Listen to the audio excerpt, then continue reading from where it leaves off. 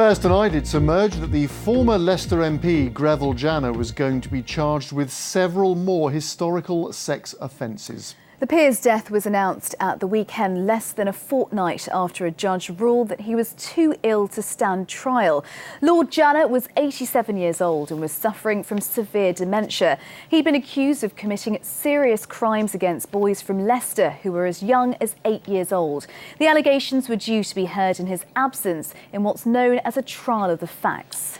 Well, our social affairs correspondent Jeremy Ball is here. Jeremy, good evening. What do we know about these new charges then? Well, Leicestershire Police were going to charge Lord Janner with historical sex offences against at least 3 more people. That's in addition to the 9 men who'd already been identified on the charge sheet in court. Now, this actually emerged at the Old Bailey a fortnight ago, but we weren't allowed to report it in case that prejudiced any future jury. Of course, now Lord Janner's died, there isn't going to be any criminal case at all taking place.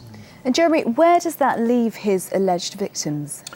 Well, the complaints they're making, I think, are now most likely to be considered by Justice Lowell Goddard's new national wide-ranging inquiry into child sex abuse. As you know, Lord Janner's always denied these allegations, but early this year I spoke to Paul Miller, who told me he was only 9 years old when he was targeted during a school trip to the House of Commons.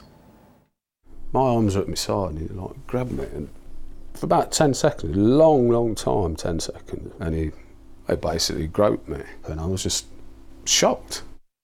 It's eating away at me. This guy's still in my head. Lord Janner of Braunston, that really annoys me because I was born in Braunston. What right has he got to do that to me?